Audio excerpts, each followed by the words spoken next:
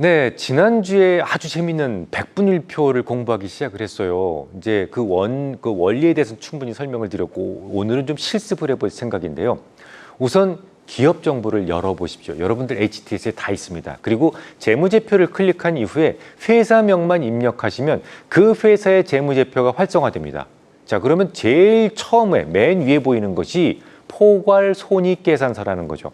맨 끝에 맨 위에 매출이 있고 그 탑라인이라고 그러죠. 맨 위에 있어서 탑라인이라고 그러는데, 그리고 매출 원가, 매출 총이익, 판관비, 인건비, 감가상각비, 연구개발비, 영업이익 이런 식으로 나열이 되다가 맨 아래는 네트인컴, 당기순이익이 표시가 됩니다.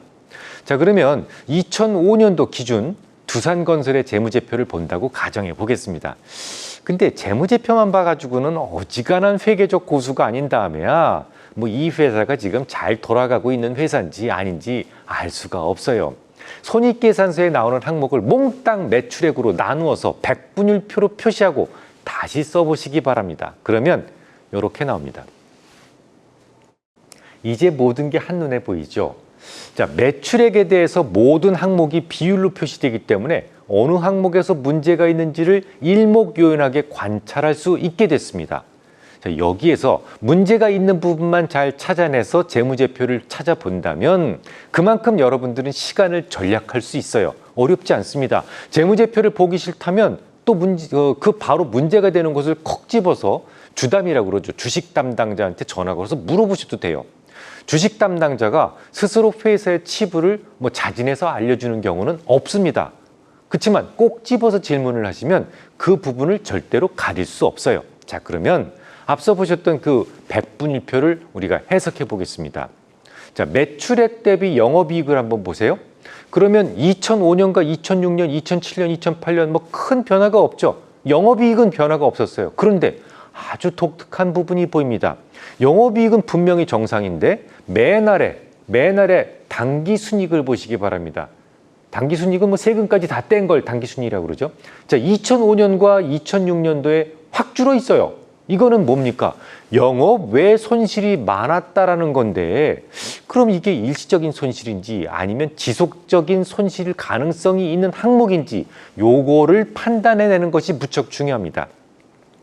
백분율로 이렇게 백분율표로 진단을 해보면 2005년과 2006년도에 이 종목은 영업 외 비용 부분을 중점적으로 봐야 되겠구나 라는 것을 그냥 한 번에 알 수 있는 거예요. 자, 이번에는 재무상태표를 또 자산으로 나눈 백분율표를 만들어 보고 급변하는 항목을 찾아보겠습니다. 중간쯤 한번 보세요. 중간쯤 보시면 단기 차입금 계정이 보시죠? 그 단기 차입금을 보시면 2008년도에 급격히 늘어나는 것을 볼 수 있어요. 단기 차입금이라는 얘기 뭡니까? 빌린 건데 외부로부터 차입이 급히 늘어났다는 건데 그것도 단기로 무슨 이유인지는 모르지만 회사에서 굉장히 급했구나, 급전이 필요했구나라는 것을 알 수가 있어요. 자, 근데 그나마 다행인 것은 순운전 자본도 같이 늘어났죠. 그러면 회사에서는 돈만 빌리는 게 아니라 나름대로 대책을 세우고 있구나라는 것으로 추측이 가능합니다. 2007년도 연말부터 매출 채권이 늘어나고 있죠. 매출 채권이 늘어났다는 얘기는 뭡니까? 공사를 해줬는데 돈을 제대로 받지 못했다, 기성을 제대로 받지 못했다라는 것을 의미합니다. 이것처럼 백분율표 하나만 딱 만들어 놓으면 이 회사가 구체적으로 어디에 문제가 있는지, 과거는 물론이고 현재 시점에서 어떤 부분이 아픈지, 어떤 부분에 염증이 생기기 시작했는지 그대로 다 보입니다. 물론 2008년 우리가 아시다시피 금융위기가 한창 때였죠. 어떤 건설사라고 하더라도 이런 정도의 문제점은 충분히 있었고 그 정도는 이해할 수 있는 수준이었을 겁니다. 자, 그럼 여기서 조금 더 진행해 보겠습니다. 이제 단기 차입금이 크게 늘었다는 것을 우리는 알았어요. 그러면 금감원 전자공시를 찾아서 그 원인이 무엇인지를 캐내야 됩니다. 그게 하기 싫다. 그러면 곧바로 주담에게 전화를 걸어보셔야 돼요. 다만 이 주식 담당자한테 전화를 하실 때는 약간의 기교가 필요합니다.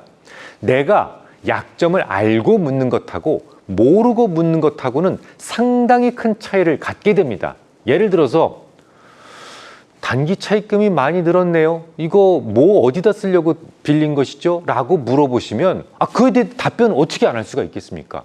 하지만 주가 왜 내려요? 라고 물어보시면 그저 앞으로는 좋아질 거예요. 미안합니다. 이외에 다른 답변을 주지 않습니다. 자, 그럼 조금 더 확장을 해서 단기 차입금이 좀 늘었지만 운전자금이 함께 늘었네요. 뭐 회사에서는 어떻게 대책을 세우고 계신가요? 그리고 외상 매출금이 조금 늘어지고 있는데 자금 환수가 지금 힘든 건가요? 이 정도까지 물어보실 수 있다면 정말 더는 흠잡을 곳이 없다고 볼 수가 있겠습니다. 다음 주에 계속하겠습니다.